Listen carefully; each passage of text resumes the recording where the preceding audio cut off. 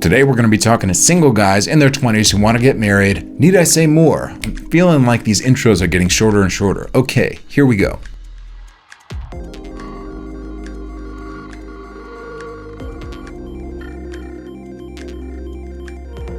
I didn't get married until I was 29. So for most of my 20s, I was part of a roving pack of 20-somethings who complained about not being married, right?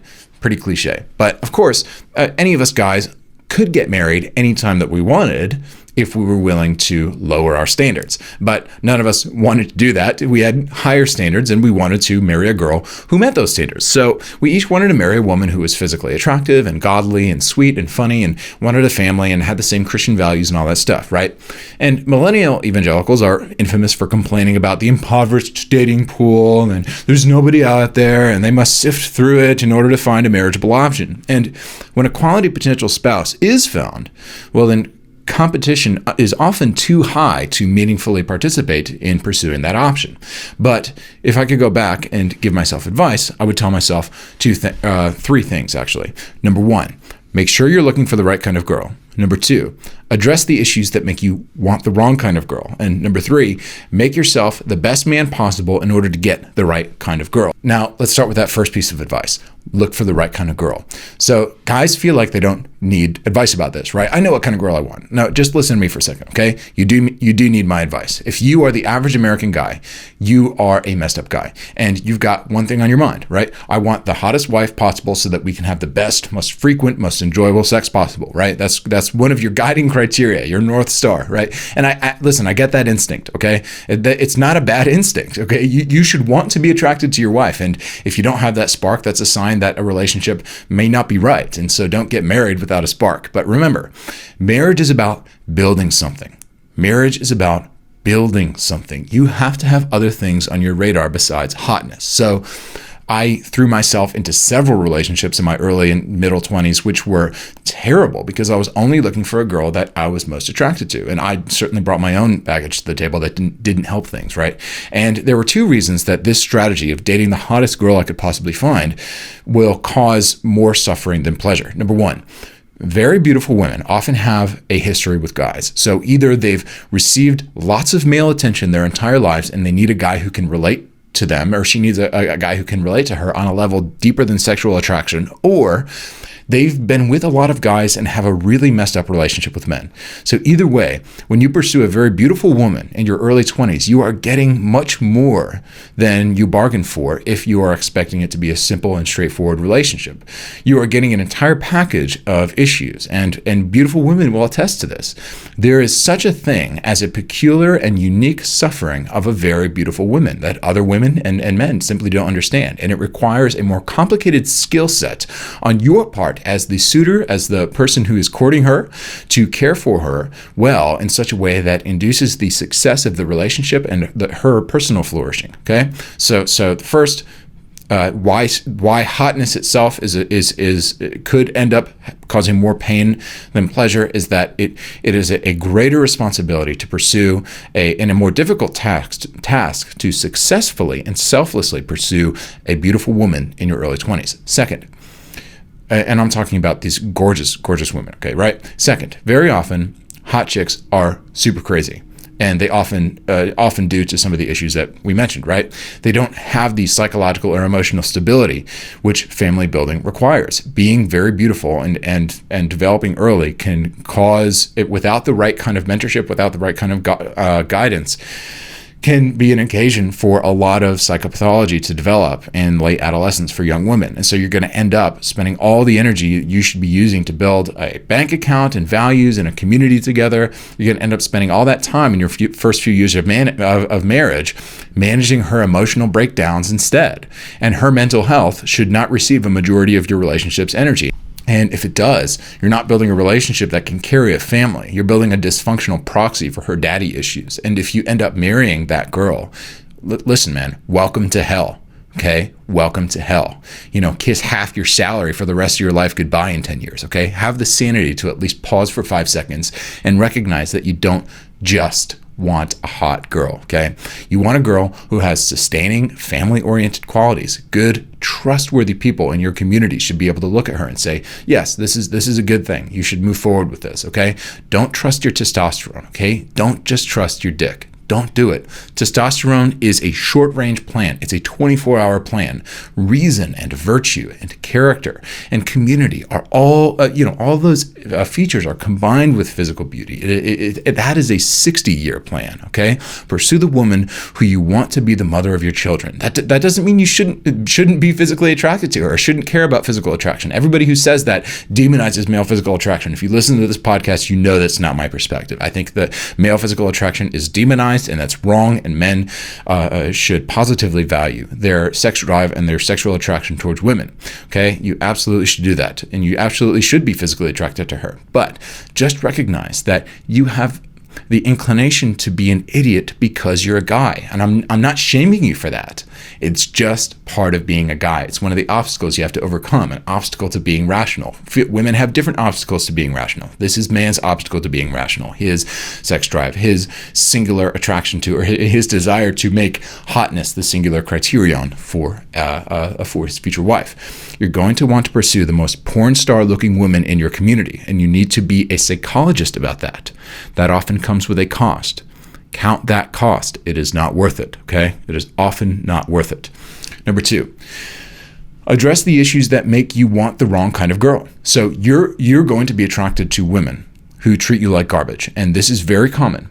Men want to be saviors. They want to be heroes. So when they see a girl who is a mess, they want to save that girl, okay? Men have a virtuous, chivalrous impulse running through their veins, and the problem is that that girl is not the damsel in distress, okay? The girl who needs saving, that's not the damsel in distress. It's the seductress from Proverbs 2 who will lead you down to hell. The girl who wants to be in a relationship, and the girl who wants you to save her, and the girl who wants you to be with her, okay? That is a temptress. Never, never, never pursue marriage with a girl that you're trying to save.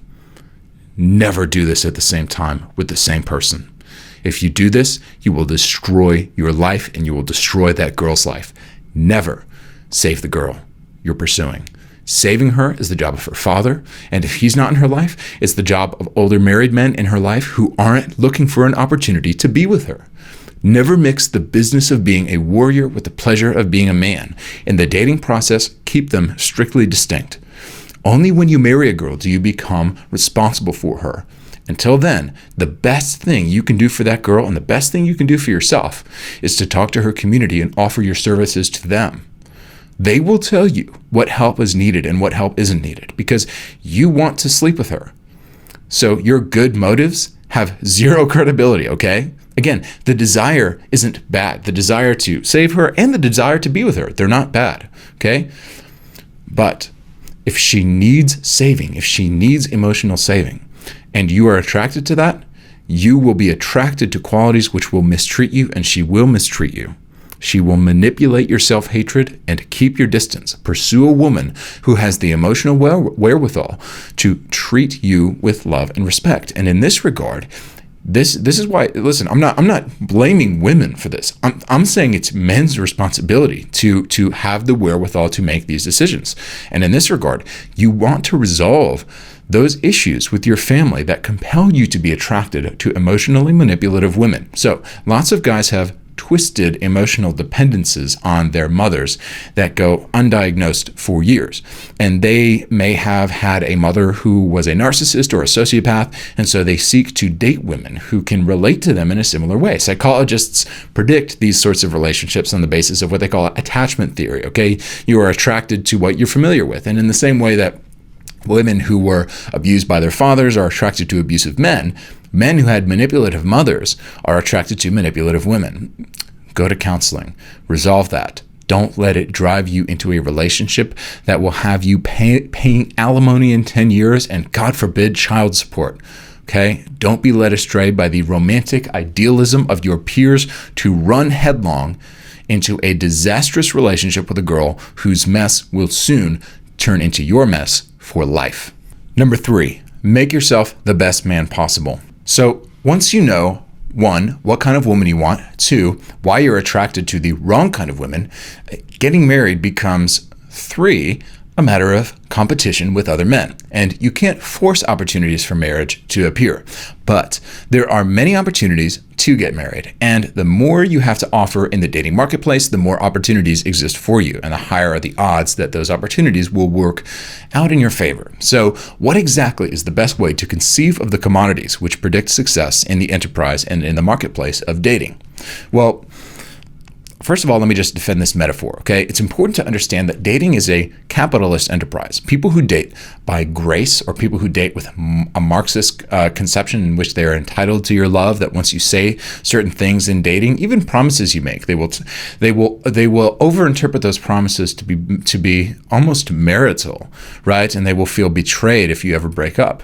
This is the sign of an insane person. This is a sign of somebody who's not really shouldn't be dating, okay? Dating is a capitalist enterprise, and until marriage, until that contract is signed, until that covenant is entered into, there are no goods or services to which either party is entitled, okay? You should be shrewd. You should be calculated. You should be unforgiving of yourself, and even unforgiving of your partner in one sense. And don't take that too far. Let me qualify that, okay? You shouldn't accept settling from yourself.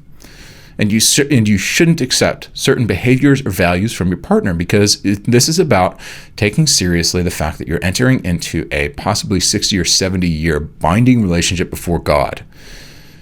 And at the same time, you should apply these shrewd calculations to a fluctuating market. And in that sense, you must be a pragmatist and an idealist simultaneously when you're dating. So let your ideals set the values which guide your choice of a prospective spouse, and let the dating marketplace supply the data points, that is the dating prospects, the actual people that plot on those values. So pursue the data point that ranks the highest on that system of values, okay?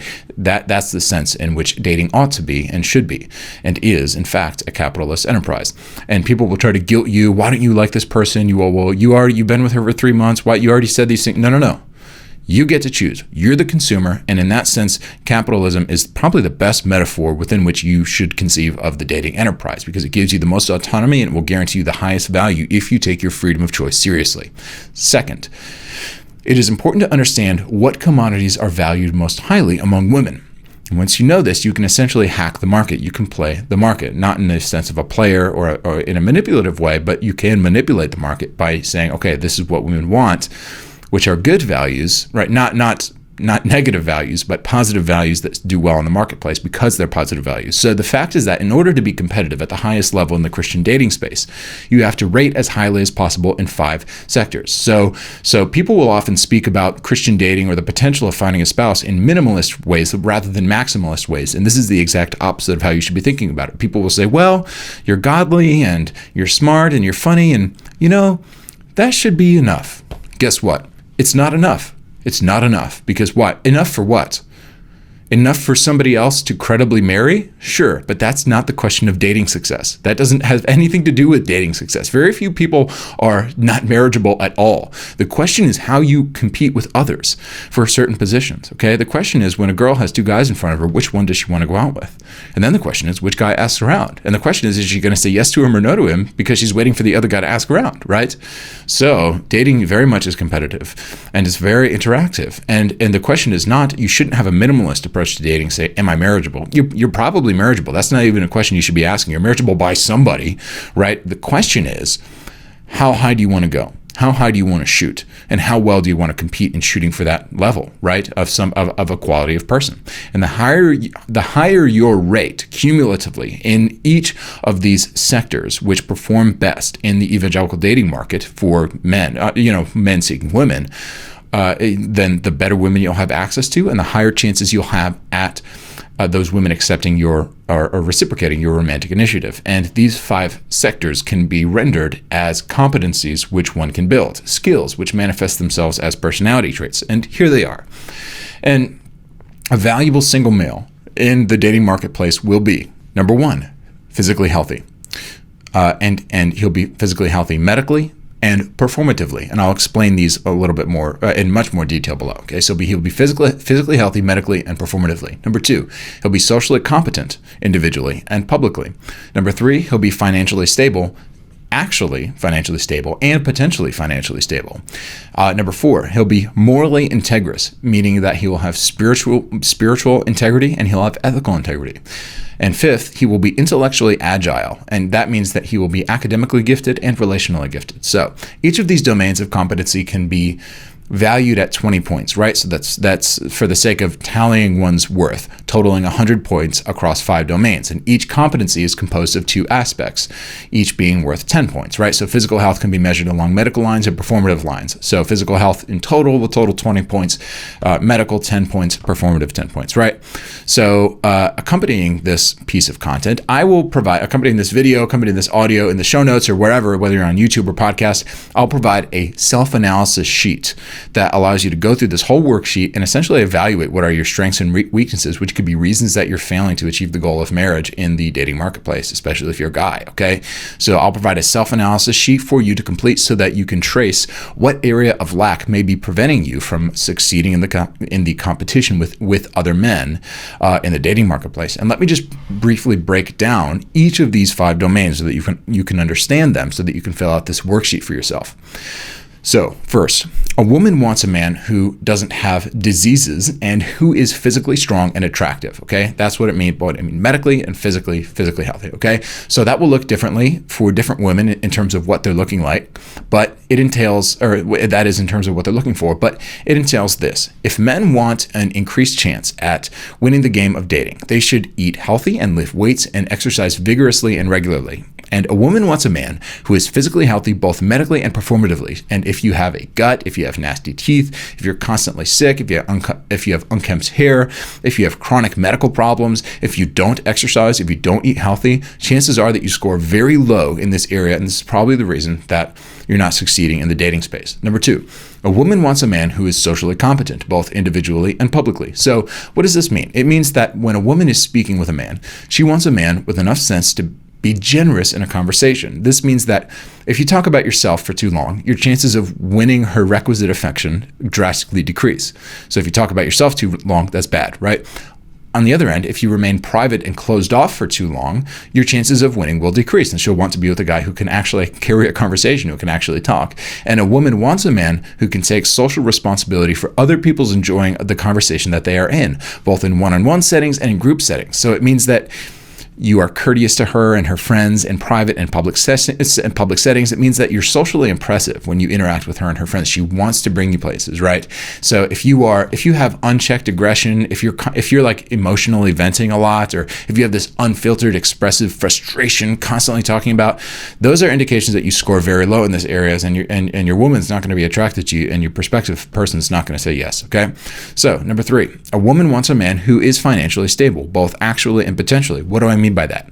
This feature of a man's performance can be off balance a bit in his 20s relative to the rest of his life. So there's a bit of an exception here, because men in their 20s are highly prone to risk-taking behavior, which is a good thing for long-term career success if they are calculated in their risks. So in other words, a man might sacrifice temporary actual financial stability, right? So he's going to be very poor, which typically would be unattractive to women. But if he is sacrificing that temporary actual financial stability for the sake of acquiring disproportionately larger earning potential financial stability down the road, that is an attractive thing, and a woman will have enough foresight to see that, okay? A good woman worth dating will anyway. So for example, going into $250,000 of school debt over 10 years to become a medical doctor who earns $250,000 a year, that's a good thing. That's a good choice. That's going to be attractive to a woman. Either way, what is unattractive is a man with no capital and no plan to earn capital. And if you are a barista with mounting debt and no financially stable plan for retirement, yes, even in your 20s,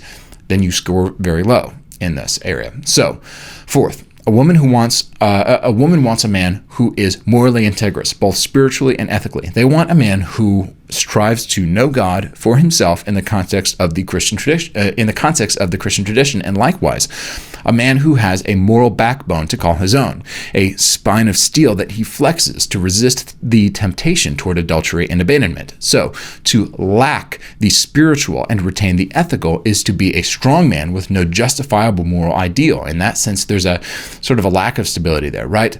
Likewise, to lack the ethical strength, the fortitude of character, but you retain in the spiritual is to be like a spineless submissive in the context of an effeminized church, which women find generally very unattractive. So, signs that you score low in this area are you speak in vocal fry, or you are consistently late, or you don't follow through on your commitments, or you speak with kind of a gay flair. You are in a perpetual state of spiritual disillusionment and doubt toward God. These are signs that you score low in this area of moral fortitude, moral integrity, right? That you have a spine of your own, that you're seeking God as an individual man, not just part of a group, but as an individual. Fifth, a woman wants a man who is intellectually agile, both academically and relationally. What do I mean by this? This does not mean that a woman wants a man with peer-reviewed journal articles, but that she wants a man who can track with conceptual arguments, who can go deep. Okay, not all men are innately intelligent, but just like physical strength, intellect can be strengthened and cultivated. So she doesn't want you to roll your eyes when she brings up deep topics, right? Like God and philosophy and society and politics. And she'll even want you to initiate discussions about these topics. Likewise, she wants you to be intellectually agile in a relational sense, in that she will desire you to be able to have emotional intelligence, what psychologists call EQ, as opposed to IQ. So in other words, where social competency refers to the skill of conversation, relational intellectual agility refers to your ability to read the room, to understand emotionally what is happening in a relational interaction in real time. And if you are regularly domineering and you talk over other people that you're with, or if you resent it when people, bring up deep topics in conversation, you kind of roll your eyes, wish you could talk about something superficial, chances are you score very low in this area, and you're going to lose women who find this valuable, and you're going to lose this overall in your general scoring, and women will pick up on this. And men can lack any of these qualities. So lacking a certain quality makes you a certain male caricature and can put you at a disadvantage. So scoring low in physical health can make you, okay, go with me on this, okay? Scoring low in physical health can make you a fat Frankie, okay? And fat Frankie, listen, he's a great guy, but he doesn't necessarily get the engines running for the ladies, if you know what I mean, okay? If this is you, if you're a fat Frankie, all you have to do is start lifting weights and eating healthy, okay? If you have all your other ducks in a row, boxes checked, and you can overcome this hurdle, then you will be in the top 1% of the competitive dating market, and it may be even wise to hire a bodybuilding coach who integrates weight training and nutritional planning into a single program. You need to get this under control, especially if you're trying to date and you're failing. This is why, okay? If you're listening to this and you're like, yeah, I know, got my 401k going, I've got a good job, I'm not socially awkward, I'm funny, I'm intelligent, all this kind of stuff, but I'm just not finding anyone. Listen, you know what you need to do. You need to stop avoiding this. You need to get in the gym. You need to start eating healthy. You need to cut out the sugar, processed refined foods, all that stuff. You need to start eating healthy, okay? Number 2, scoring low in social competency will make you an awkward Andy. So what physical strengths you do have will be offset by the fact that a girl won't actually want to take you anywhere, okay? She'll be embarrassed by you, okay? Because women can understand other women settling physically for a guy, right? But it's obnoxious to bring a selfish conversationalist to a party, even if he's nice to look at. And besides that, they're hard to be around. So you need to start doing self-work, and perhaps you even need to go to a behavioral psychologist to learn the skills that you need to rehearse in order to be an impressively generous and accommodating interlocutor. Number 3, scoring low in financial stability will make you a hipster Hank. Now, hipster Hank is a lot of fun. In fact, you should expect to do very well with the ladies in your early 20s, and especially in college. But as you approach your 30s and women's priorities shift to family making, you will be left behind just as you start to age poorly, in which case you'll be a hipster Hank and a fat Frankie at the same time, and then your chances will doubly decrease. So don't do it. To overcome this, you need to meet with a financial planner and a career counselor to get back in financial shape, and you need to figure out a goal for your life to actually get you from where you are to where you need to be in order to support a family. Okay, you don't want to have a family of hipsters. That's not good for the kids. That's not good for your wife. Okay, you need to become more responsible in this area. And if you're trying to date and it's not working out for you, and you're in your late 20s, that's why. And if you're a hipster Hank and you're in your early 20s, congratulations. I hope you wise up in time. Number 4, scoring low in morality makes you a godless Gary, who is sort of a badass and impresses other men, but he doesn't do very well with women. And the ones that he does do well with are women that he can control. And you will even beat out the hipster Hanks sometimes, because you could legitimately support a family long term. So you have all the optics of a stable, reliable man, and you also, you have your physical stuff in shape, so you're good. But your failure will come in to reap consequences, not so much in your late 20s like with hipster Hank, but actually much later in life when you already have kids. If you don't face up to it now, you need to become a better man. You need to start working on your moral issues now. You need to have a moment of honesty with yourself. What happened? What happened in life? What are you avoiding? What's your issue with God? What's your issue with church? What's your issue with impulse control? I'm not judging you. I'm just saying, what happened? You have to face it. You have to deal with it. Or you will spend the rest of your life becoming more anxious of the consequences of avoiding it every single day, which you know are coming at you like a freight train, increasing every single day. Deal with that thing. Deal with that thing that put that splinter in your faith, that put that chasm between you and God, that made you compromise your ethics, that made you feel like a bad guy, so that's why you act like a bad guy. What is it? You have to face it. You should probably go to counseling. I'm not judging you. I'm saying the longer you avoid it, the more anxious you're going to become about the consequences that you know are coming.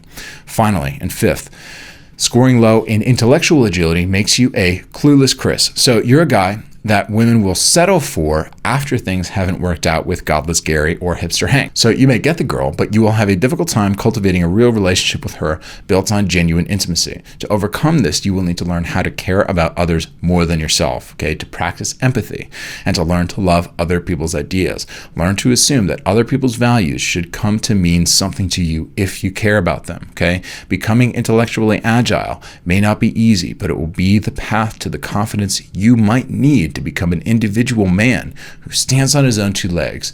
To this kind of man, women are attracted. So, if you're a single man and you desire to date, remember, people get married all the time, and if you want to get married and it isn't happening to you, there's a reason it isn't happening, okay? It's not mystical, okay? Take a survey of yourself using the sheet that I provided in the show notes. And I would recommend this. Give people around you the marriageability checklist attached here and ask them to fill it out for you. It could be a great opportunity for you to learn what blind spots you have that could be sabotaging your attempts to work things out with a girl. An even harder challenge that will yield even more information is if you actually give this sheet to your ex-girlfriends. So obviously you don't want to intrude on anybody or do anything that would be hurtful to anybody. But if you have those kinds of relationships with your exes, and I think you should probably maintain a healthy distance with your exes. People who are like best friends with their exes, that's very bad. But ask them to fill it out for you and tell them that you're trying to improve yourself and recognize that you aren't perfect, but you know, this is sort of something that if you're desperate, you might want to do, right? And that if you're really trying, you're just not seeing any results, this could be helpful for you, and that will give you the most direct and relevant data for your attempt to improve yourself. So if you just give the sheet to your mom and she's like, I score you all 10s, 100, right? It's like, well, I'm not having success in dating, so maybe my mom's not the most credible source of what my shortcomings are in the dating marketplace. Also, you probably don't want your mom, you don't want to go that deep with your mom, right? So about those kinds of things, but people want to mystify marriage, right? And they want to make it about a chance meeting and sort of a rom-com moment, a moment when fate strikes and brings two people together. And the truth is that people get married for far more boring reasons, like values and attraction, than they do because of unexplained chance or a spark in the universe, right?